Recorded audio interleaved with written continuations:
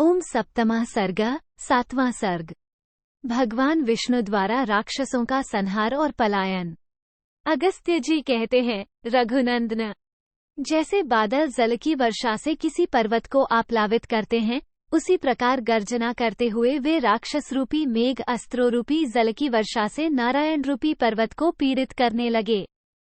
1। भगवान विष्णु का श्रीविग्रह उज्ज्वल श्यामवर्ण से सुशोभित था और अस्त्र शस्त्रों की वर्षा करते हुए वे श्रेष्ठ निशाचर नीले रंग के दिखाई देते थे। इसलिए ऐसा जान पड़ता था मानो अंजनगिरी को चारों ओर से घेरकर मेघ उस पर जल की धारा बरसा रहे हों। 2।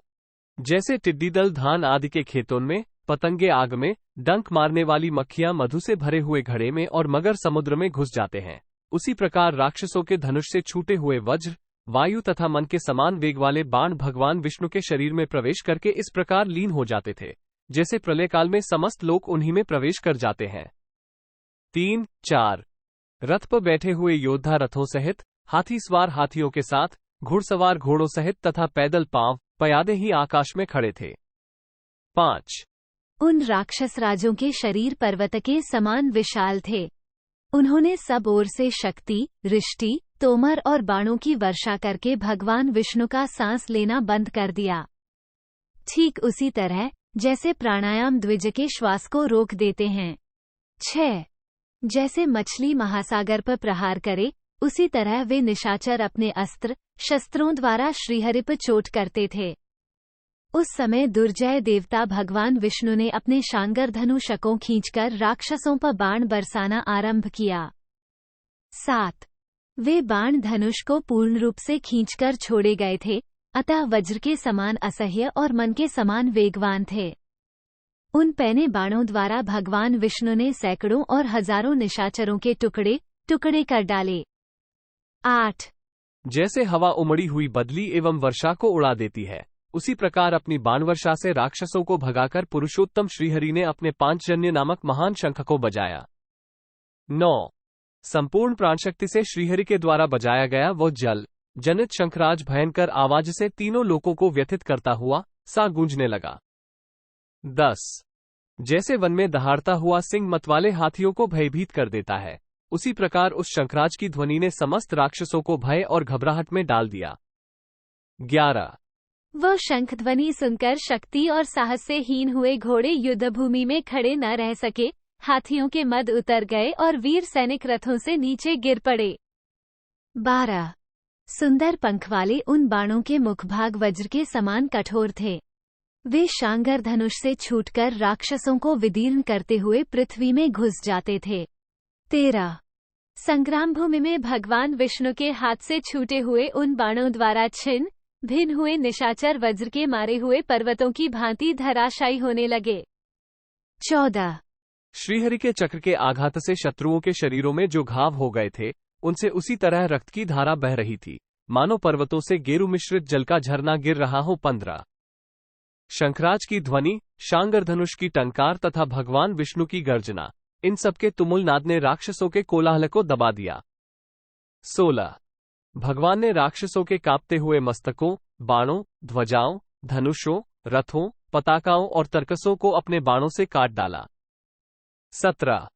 जैसे सूर्य से भयंकर किरणें, समुद्र से जल के प्रवाह, पर्वत से बड़े बड़े सर्प और मेघ से जल की धाराएं प्रकट होती हैं, उसी प्रकार भगवान नारायण के चलाए और शांगर धनुष से छूटे हुए सैकड़ों और हजारों बाण तत्काल इधर उधर दौड़ने लगे।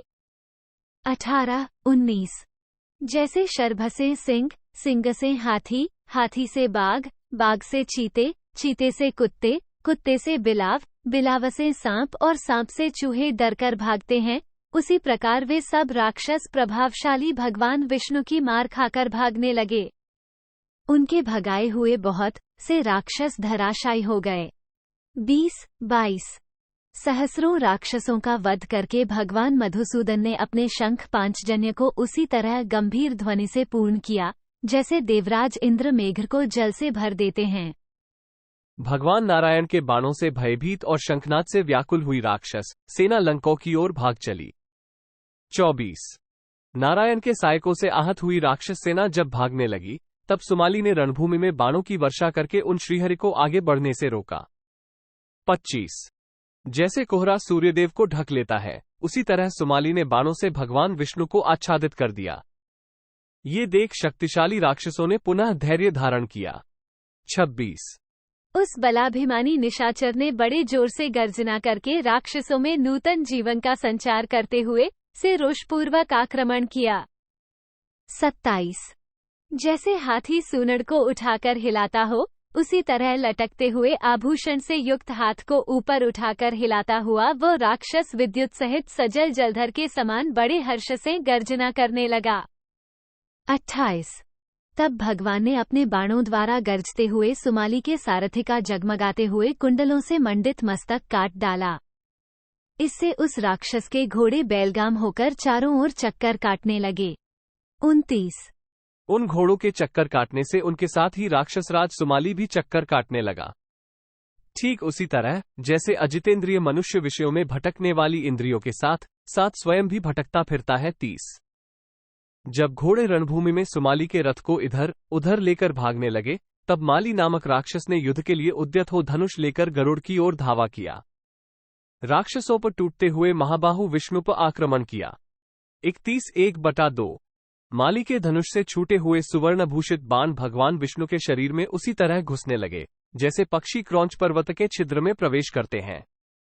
32 1/2। जैसे जितेंद्रिय पुरुष मानसिक व्यथाओं से विचलित नहीं होता, उसी प्रकार रणभूमि में भगवान विष्णु माली के छोड़े हुए सहस्रों बाणों से पीड़ित होने पर भी क्षुब्ध नहीं हुए। 33 1/2। तदनंतर खड्ग और गदा धारण करने वाले भूतभावन भगवान विष्णु ने अपने धनुष की टंकार करके माली के ऊपर बाण समूहों की वर्षा आरंभ कर दी। 34 1/2। वज्र और बिजली के समान प्रकाशित होने वाले वे बाण माली के शरीर में घुसकर उसका रक्त पीने लगे, मानो सर्प अमृत रस का पान कर रहे हों। 35 1/2। अंत में माली को पीठ दिखाने के लिए विवश करके शंख, चक्र और गदा धारण करने वाले भगवान श्रीहरि ने उस राक्षस के मुकुट, ध्वज और धनुष को काटकर घोड़ों को भी मार गिराया।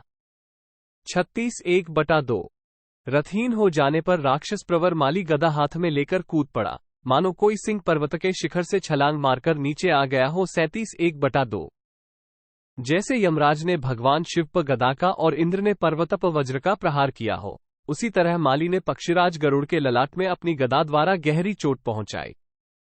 माली की गदा से अत्यंत आहत हुए गरुड़ वेदना से व्याकुल हो उठे। उन्होंने स्वयं युद्ध से विमुख होकर भगवान विष्णु को भी विमुख सा कर दिया। 39 1/2। माली ने गरुड़ के साथ ही जब भगवान विष्णु को भी युद्ध से विमुख सा कर दिया, तब वहां जोर जोर से गरजते हुए राक्षसों का महान शब्द गूंज उठा। 40 1/2। गरजते हुए राक्षसों का वह सिंहनाद सुनकर इंद्र के छोटे भाई भगवान विष्णु अत्यंत कुपित हो पक्षीराज की पीठ पर तिरछे होकर बैठ गए। इससे वह राक्षस उन्हें दिखने लगा। उस समय पराडमुख होने पर भी श्रीहरि ने माली के वध की इच्छा से पीछे की ओर मुड़कर अपना सुदर्शन चक्र चलाया। 41 42। सूर्यमंडल के समान उद्दीप्त होने वाले कालचक्र सदृश उस चक्र ने अपनी प्रभा से आकाश को उद्भासित करते हुए वहां माली के मस्तक को काट गिराया। 43। चक्र से कटा हुआ राक्षस राज माली का वह भयंकर मस्तक पूर्वकाल में कटे हुए राहु के सिर की भांति रक्त की धारा बहाता हुआ पृथ्वी पर गिर पड़ा। 44। इससे देवताओं को बड़ी प्रसन्नता हुई। वे साधु भगवन साधु ऐसा कहते हुए सारी शक्ति लगाकर जोर जोर से सिंहनाद करने लगे। 45। माली को मारा गया देख सुमाली और माल्यवान दोनों राक्षस शोक से व्याकुल हो सेना सहित लंकों की ओर ही भागे। 46। इतने ही में गरुड़ की पीड़ा कम हो गई, वे पुनः संभल कर लौटे और कुपित हो पूर्ववत अपने पंखों की हवा से राक्षसों को खदेड़ने लगे। 47। कितने ही राक्षसों के मुखकमल चक्र के प्रहार से कट गए। गदाओं के आघात से बहुतों के वक्ष स्थल चूर चूर हो गए। हल्के फाल से कितनों के गर्दनें उतर गईं। मूसलों की मार से बहुतों के मस्तकों की धज्जियां उड़ गईं। तलवार का हाथ पड़ने से कितने ही राक्षस टुकड़े टुकड़े हो गए। बहुतेरे बाणों से पीड़ित हो तुरंत ही आकाश से समुद्र के जल में गिर पड़े। 49। भगवान विष्णु भी अपने धनुष से छूटे हुए श्रेष्ठ बाणों और अशनियों द्वारा राक्षसों को विदीर्ण करने लगे। उस समय उन निशाचरों के खुले हुए केश हवा से उड़ रहे थे और पीतांबरधारी श्याम सुंदर श्रीहरि विद्युमाला मंडित महान मेघ के समान सुशोभित हो रहे थे। 50 राक्षसों की वह सारी सेना अत्यंत उन्मत्त सी प्रतीत होती थी। बाणों से उसके छत्र कट गए थे, अस्त्र शस्त्र गिर गए थे, सौम्य वेश दूर हो गया था, आते बाहर निकल आई थी और सबके नेत्र भय से चंचल हो रहे थे। 51 जैसे सिंहों द्वारा पीड़ित हुए हाथियों के चीत्कार और वेग एक साथ ही प्रकट होते हैं, उसी प्रकार उन पुराण प्रसिद्ध नरसिंह रूपधारी श्रीहरि के द्वारा रौंदे गए उन निशाचर रूपी गजराजों के हाहाकार और वेग साथ साथ प्रकट हो रहे थे। 52 भगवान विष्णु के बाण समूहों से आवृत हो अपने सहायकों का परित्याग करके वे निशाचर रूपी काले मेघ उसी प्रकार भागे जा रहे थे जैसे हवा के उड़ाए हुए वर्षाकालीन मेघ आकाश में भागते देखे जाते हैं। 53 चक्र के प्रहारों से राक्षसों के मस्तक कट गए थे, गदाओं की मार से उनके शरीर चूर चूर हो रहे थे तथा तलवारों के आघात से उनके दो दो टुकड़े हो गए थे। इस तरह वे राक्षसराज पर्वतों के समान धराशायी हो रहे थे।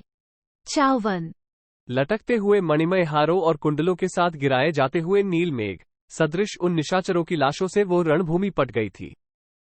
वहां धराशायी हुए वे राक्षस नील पर्वतों के समान जान पड़ते थे। उनसे वहां का भूभाग इस तरह आच्छादित हो गया था कि कहीं तिल रखने की भी जगह नहीं दिखाई देती थी। 55 इत्यार्षे श्रीमद् रामायणे वाल्मीकि आदिकाव्ये उत्तरकांडे सप्तमः सर्गः 7। इस प्रकार श्री वाल्मीकि निर्मित आश्रामायण आदिकाव्य के उत्तरकांड में 7वां सर्ग पूरा हुआ। 7